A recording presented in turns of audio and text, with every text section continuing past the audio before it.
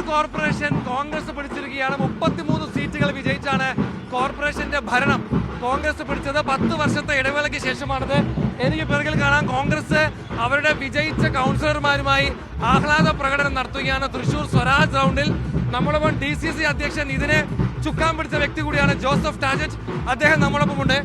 വലിയ ആഹ്ലാദ നിമിഷമാണ് താങ്കളെ സംബന്ധിച്ചോളം ഇതല്ലേ? തീർച്ചയായിട്ടും കഴിഞ്ഞ 9 വർഷമായിട്ട് ഞാൻ 9 മാസമായി DCC പ്രസിഡന്റായിട്ട് അതിന്റെ മുന്നൊരുക്കത്തിലായിരുന്നു. അത് ഞങ്ങൾക്ക് വിജയിപ്പിക്കാൻ സാധിച്ചു.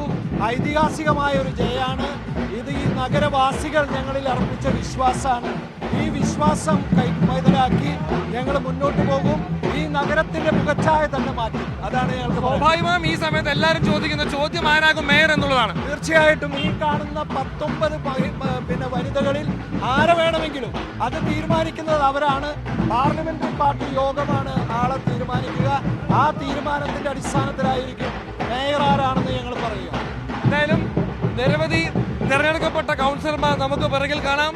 ഇവരൊക്കെ തന്നെ വരുന്ന ആഹ്ലാദ പ്രകടനത്തിൽ പങ്കെടുക്കുകയാണ്. ഇവരിൽ ആര് വേണമെങ്കിലും അടുത്ത മേയർ ആകാം എന്നാണ് DCC അധ്യക്ഷൻ പറഞ്ഞത്.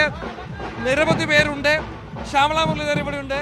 എത്രത്തോളം സന്തോഷമുണ്ട് ഇക്കാര്യത്തിൽ, ജയിച്ചു വന്ന കാര്യത്തിൽ? അതുപോലെ തന്നെ അടുത്ത മേയറുടെ ചർച്ചകളും പുരോഗമിക്കുകയാണല്ലോ. എനിക്ക് പ്രത്യേകിച്ചൊന്നും പറയാനില്ല. നമ്മുടെ പാർട്ടി നേതൃത്വം എന്ത് പറയുന്നു അത് നമ്മൾ തീരുമാനിക്കാൻ തയ്യാറാണ്. വളരെ സന്തോഷമുണ്ട്. 11ാം ഡിവിഷൻ മുക്കാട്ടുകരയിൽ നിന്ന് 45 വർഷമായി നമ്മളവിടെ ജയിച്ചിട്ട് ഇപ്പം അത് ജയിച്ചു പോകുന്നതിൽ വളരെയധികം സന്തോഷമുണ്ട്. എന്തായാലും കോൺഗ്രസിന്റെ തെരഞ്ഞെടുക്കപ്പെട്ട 33 കൗൺസിലർമാരെയാണ് ഇവിടെ കാണുന്നത്. അവരൊക്കെ തന്നെ ആഹ്ലാദ പ്രകടനത്തിലാണ്. പ്രസാദ്ജി, എത്രത്തോളം സന്തോഷമുണ്ട് ഈ നിമിഷം? കാരണം കോൺഗ്രസ് സംബന്ധിച്ചോളം തിരിച്ചു വരവാണ് കോർപ്പറേഷൻ.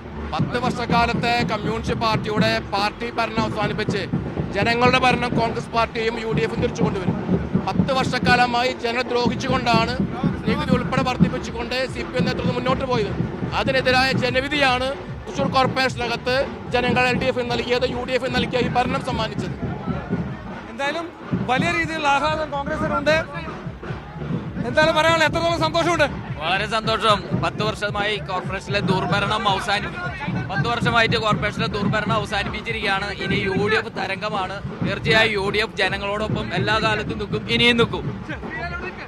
എന്തായാലും UDF വലിയ ആവേശത്തിലാണ്. ഈ സ്പിരിറ്റ് നിയമസഭാ തെരഞ്ഞെടുപ്പ് വരെ കൊണ്ടുപോകാൻ കഴിയുമെന്നും നിയമസഭയിലും വലിയ നേട്ടം കൊയ്യാൻ കഴിയുമെന്നും UDF കണക്ക് കൂട്ടുന്നു. അനീഷ് കാഞ്ഞങ്ങാടിനൊപ്പം നടരാജ് പരശുറാം, മീഡിയ 1.